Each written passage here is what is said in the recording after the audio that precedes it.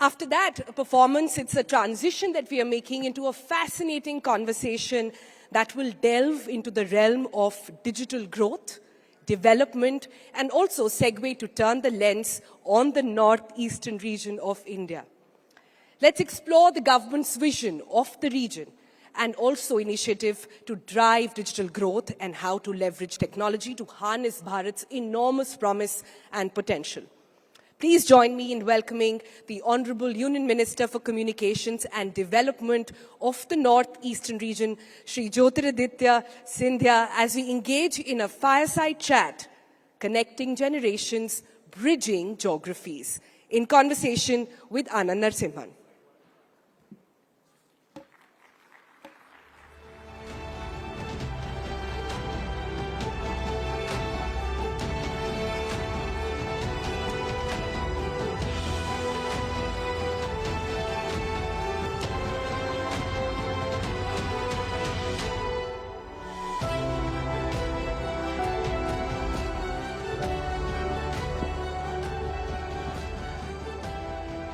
Jyoti ji, namaste, and thank you very much for joining us here, and also yours is the inaugural session at Rising Bharat 2025. It's a privilege. Thank you very much. Big round of applause for him, please.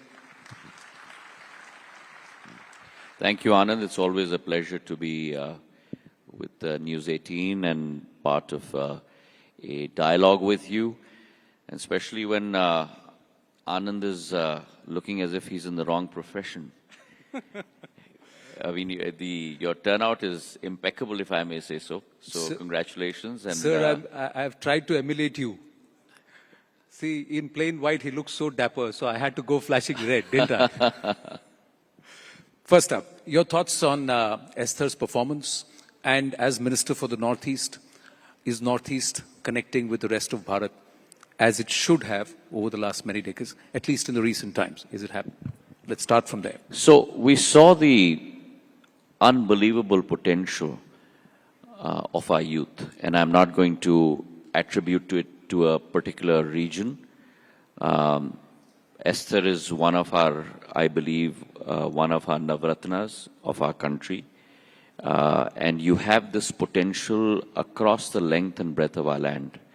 As Sonal and Zaka were mentioning in their opening remarks, it's youth that brings about change. It's youth that brings about transformation. And today in India, we have close to about 70% of India, which is below the age of 35. We're talking about a population of close to 980 million youth in our country. Now that sounds very easy when the words roll out of your mouth, but that's 3 times the population of the United States of America.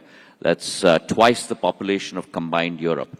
That's the potential that India today holds out, not only for the region, but for the world. And within that cosmos, I believe the Northeast presents a very, very important role that part of our country has to play. If you rewind, Anand, about 500 to 1,000 years ago, all trade from the global south would go through the Northeast prior to going into the Middle East and to Europe. And I think we need to revive those capabilities across our country today. Very few people know, but when you fly from, let's say, a Guwahati or an Imphal to a Chennai or to a Mumbai, equidistant is a Thailand or an Indonesia. And that's the circumference that we need to now connect to. Prime Minister Modi in the last 10 years has talked about and ensured the execution of the rise of the Northeast, an area of our country that was always seen as the last frontier. He has transformed into the first frontier of the country. And across infrastructure, if you look at the number of airports, we had 9 airports in the Northeast 10 years ago. 2 states did not even have a single airport, Arunachal Pradesh and Sikkim. Today from 9, we have 17 airports in the Northeast. From close to about 10,000 kilometers of national highways, we have 16,000 kilometers of national highways. From a single waterway, we have close to 20 waterways. Railways are going to connect every state capital over the next year, year and a half in the Northeast. So infrastructure is all pervasive across the Northeast, and it's on that foundation that you've today seen companies like the Tata Group set up a semiconductor fab nowhere else in the country but in Assam. 27,000 crore worth of investment, and the amount of direct and indirect positive externalities that will bring to that area is unbelievable in the coming days. So big round of applause for that. So there's a lot being done. But you mentioned Prime Minister Narendra Modi ji. How's it working with him? Oh, it's amazing. It's always like as if you're on a treadmill, just trying to keep up. The amount of boundless energy, commitment, dedication, and mind you, Anand, eye for finer detail, crossing the T's, dotting the I's, the ability to be able to connect with every single human being, not only across India, but across the world. To be able to look at not only a mental construct, but an emotional construct. And that capability, I believe, very few leaders today across the world have. I happen to come from a professional background before I entered public service. I used to be an investment banker. And so it was all about being able to deliver on your timelines.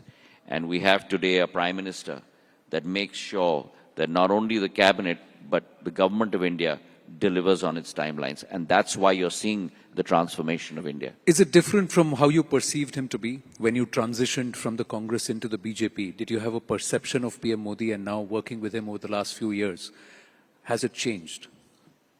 I always have thought that he was a very, and he is a very driven person, a very committed person, a very dedicated person. And one more point I'd like to bring up, Anand, which is very close to my heart, is the revival of India's cultural power. And you're seeing that happen through Prime Minister's perseverance across the board.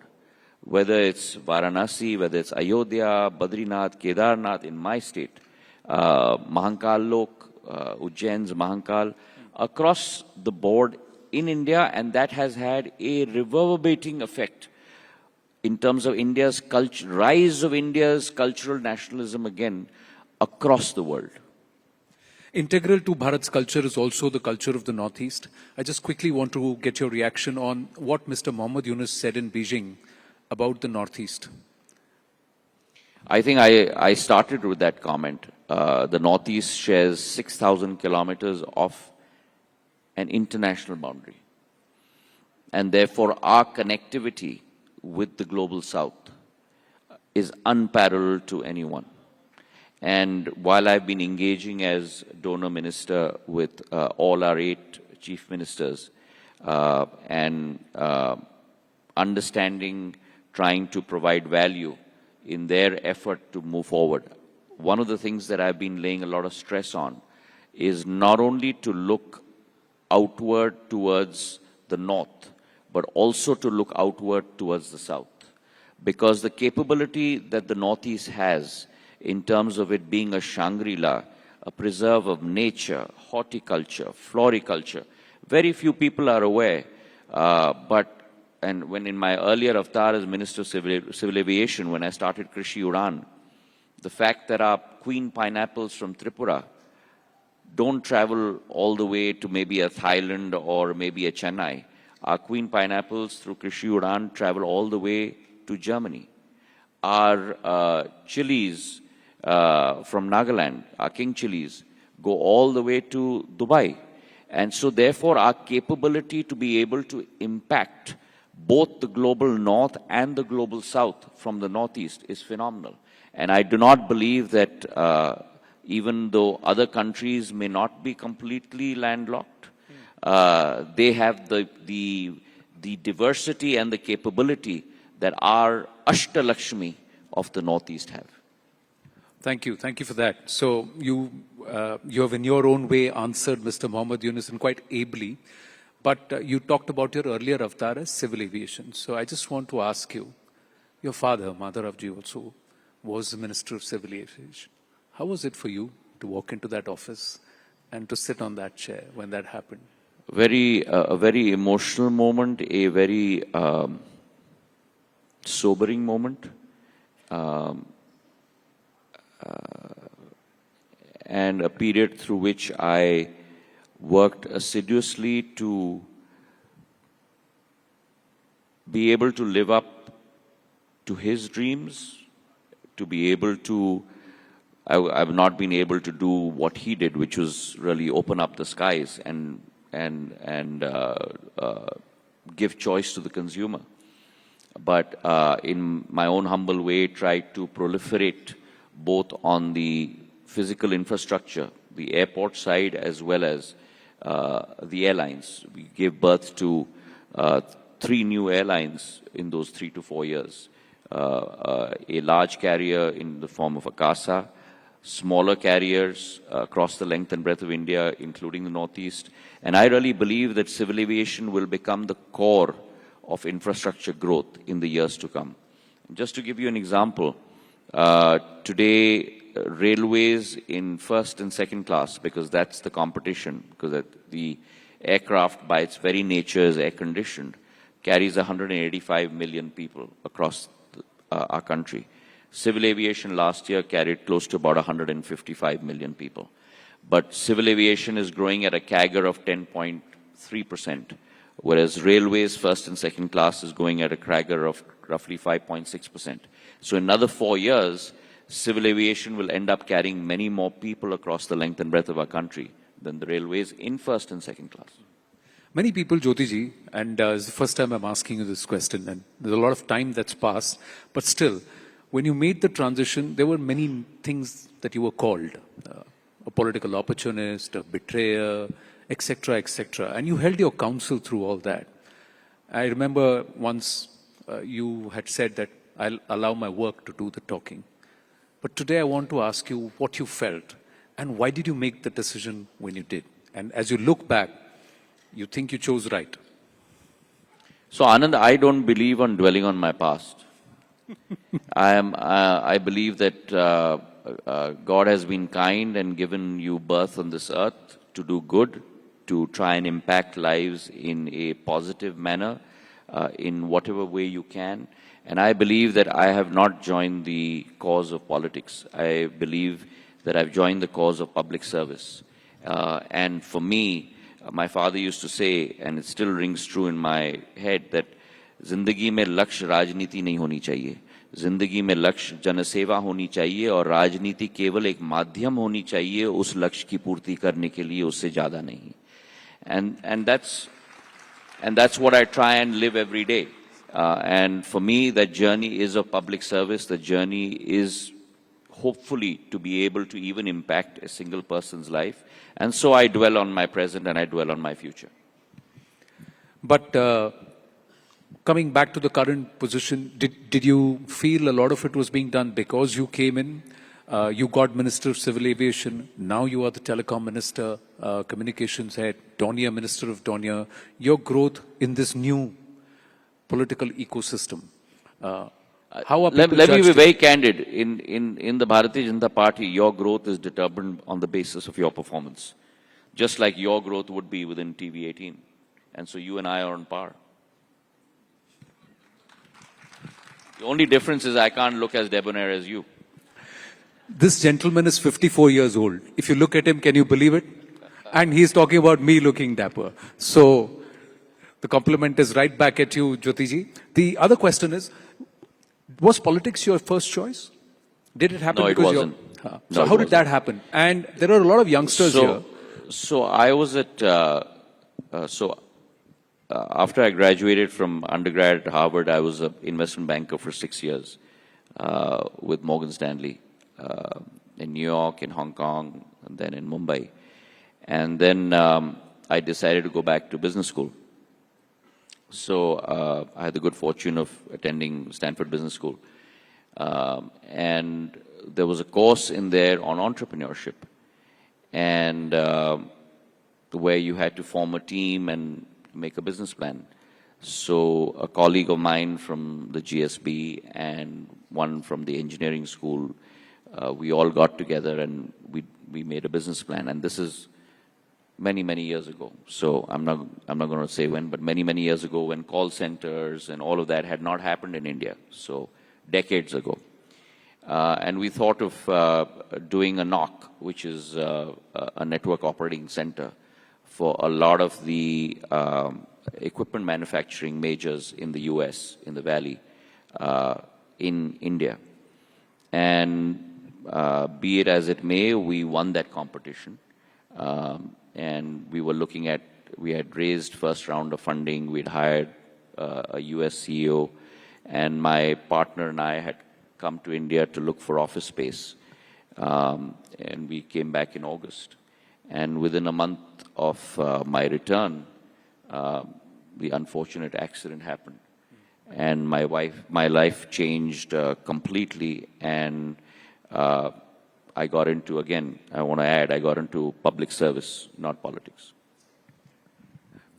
Youth here, should they choose public service, politics as a career? Would you advise So first them? of all, I you know, this is my personal calling, and my calling is not politics. Politics has positivity, but a lot of negativity attached to it. If you make your core, depends what you want. If you want power, if you want control, public service is not your calling. If you want to serve, Mahatma Gandhi once said that you find yourself when you lose yourself in the service of others. And if that is your calling, then yes, public service. And a simple thought that always reverberates in my mind is that, you know, खुशी के समय में जब हर एक घर में हर्ष और उल्लास की आवाज गूंज रही हो, अगर आप उस आवाज में मौजूद हो या न हो, वो महत्वपूर्ण नहीं है. पर दुख के समय में दुख बांटने के लिए सदैव मौजूद होना ये अनिवार्य है. So for me, weddings are optional, but funerals are mandatory.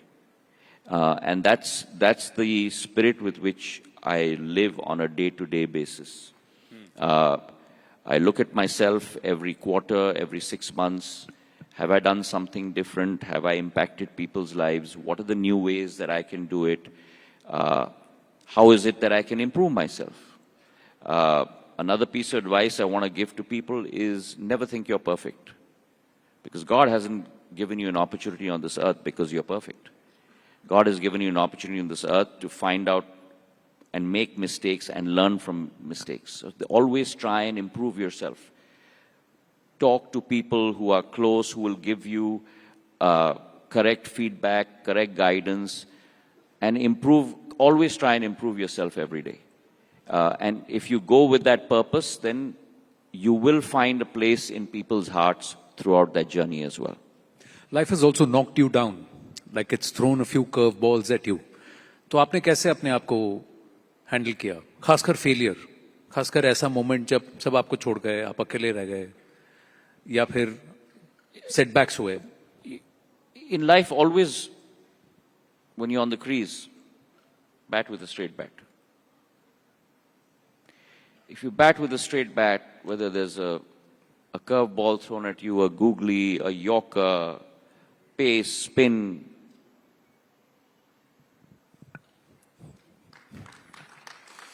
Straight bat. एक प्रश्न है, सबके मन में है, जैसे मैंने आपको and always be transparent. Ji, If you can do things for someone, great. If you can't, be transparent. Say, भैया, इस वजह से मैं नहीं कर सकता. At least that person will go away from you thinking, कम से कम इस आदमी ने सत्य तो कहा. Otherwise, when we go to every door, I go to every door, हाँ, देख लेंगे, कर लेंगे, देख लेंगे, कर लेंगे. Right? So there is some value for truth. but how do you fight this game of narratives? अब वापस ले लीजिए, यूनुस साहब की बात को ले लीजिए. The way he's tried to spin that narrative about the Northeast, about Bharat and about Bangladesh and this whole landlocked thing. हम जो कर रहे हैं वो बात अलग है, but एक narrative Narrative is about making sure that you lift the reality and lift the truth about the competitive and comparative advantages of your proposition. That's the narrative. And I think that India is, after a very, very long time, been able to set that narrative across the world under the leadership of PM Modi. You think that will hold? You think that will hold this effort and this approach? I don't think our country today is on a roll. No power in the world will be able to stop our country. We are today close to a $4 trillion economy. We will be a $5 trillion economy by 2028. We'll be a $6 trillion economy by 2030. We're the 5th largest economy in the world. We will be the 3rd largest economy in the world by 2028. That is my unspoken commitment and unspoken confidence in our country. Brilliant. We got very little time. So there's a student who's come here who came up and said he has a question for you. Shubhranshu, where are you? Oh, there he is. धन्यवाद मंत्री जी से मेरा सवाल ये है कि जो उत्तर पूर्व है और Can you just speak up a little bit? Yeah. And give me your name and what are you studying? I'm Subhranshu. I'm doing my PhD in Jawaharlal Nehru University. I'm from Assam. So मंत्री जी से मेरा सवाल ये था कि जो भारत का दूसरा अंश है और उत्तर पूरब है उसको भावनात्मक रूप से जुड़ने के लिए आपकी मिनिस्ट्री कैसे कदम उठा रही है? जैसा कि हम देख सकते हैं कि पिछले 10 साल में बहुत अच्छे काम हुए हैं नॉर्थ ईस्ट को लेके और आज एस्टर को जो रिसेप्शन मिला वो उसी का प्रमाण है। लेकिन कहीं ना कहीं आज भी लगता है कि भारत के बहुत अंशों को नॉर्थ ईस्ट के बारे में बहुत कम मालूम है आज भी, और नॉर्थ ईस्ट के लोग भी गर्मजोशी से जो मिलना चाहते हैं भारत के दूसरे लोगों से वो हो नहीं पा रहे हैं। तो इस मानसिक दूरी को या इमोशनल कनेक्टिविटी को बढ़ाने के लिए आप कैसा कदम लेना चाहेंगे? Very good question. तो मैं मानता हूं कि हृदय को अगर आप जोड़ोगे तो सारे संबंध जुड़ते हैं, और आज बहुत कम लोगों को मालूम है, लेकिन अगर आप आर्थिक दृष्टिकोण से देखो, भारत 7-7.5% घरेलू उत्पादन दर के आधार पे बढ़ रही है, पर उत्तर पूर्वी के 8 राज्य, उसमें एक भी राज्य मैं कम नहीं करूंगा, 8 के 8 राज्य 12 से 14% घरेलू उत्पादन दर से बढ़ रही हैं। उनकी कैगर 12 से 13% है, भारत की कैगर 6.5 से 7.5% है। तो उत्तर पूर्वी राज्य आज भारत की रेल की इंजन बन चुकी हैं, नंबर 1। नंबर 2, हमारी ये कोशिश है और हम लोग इस कार्यक्रम पे शुरुआत कर रहे हैं, जो नौजवान और युवा भी इस कार्यक्रम में उपस्थित हैं। उत्तर पूर्वी के 8 राज्यों, अष्टलक्ष्मी के 8 राज्यों से हम अपने नौजवान विद्यार्थियों को 2 हफ्तों 3 हफ्तों के लिए देश के अनेक विद्यालयों में हम लोग कोर्स कराने जा रहे हैं, और देश के अनेक विद्यालयों से विद्यार्थियों को लेकर उत्तर पूर्वी के कॉलेजों में कोर्स कराने हम लोग जा रहे हैं। तो दोनों तरफ से एक इतिहास को समझने के लिए पढ़ने से नहीं होता, इतिहास को समझने के लिए उसे अनुभव करना पड़ता है, और जो आप जमीन पर चल के अनुभव करते हो वो कभी आप हवाई जहाज से या किताब से पढ़ के कभी अनुभव नहीं कर सकते। इसलिए मैं अपना उदाहरण दूं, मैं दौरा भी उड़न खटोले से या प्लेन से करना पसंद नहीं करता, मैं 600 किलोमीटर गाड़ी से चलता हूं, क्योंकि वहां पग पग पे एक एक व्यक्ति से मुलाकात होती है। और ये अगर जोड़ हम लोग कर लें देश के अंदर का, तो फिर इसका कोई तोड़ नहीं हो सकता। आज पिछले 3 दिन में माधवपुर में मेला चला है, गुजरात में खेड़ में, रुक्मिणी और कृष्णा जी की यूनियन की, और उत्तर पूर्वी से हम लोग ने 320 हमारे आर्टिजन्स को, हस्तशिल्पियों को, हैंडलूम के, उनको हमने गुजरात में भेजा है, ताकि ये यूनियन भी और ये इतिहास का तरंग भी जीवित हम लोग रख पाए। तो इस रिश्ते को ऐसे लॉक कर रहे हैं कि कोई भी और लैंड लॉक करके इसे तोड़ने की कोशिश ना करें, तो ऐसा कह रहे हैं ज्योतिरादित्य जी। Well, ladies and gentlemen, Shri Jyotiraditya Scindia, thank you very, very much, sir. Thank you. Big round of applause. Thank you.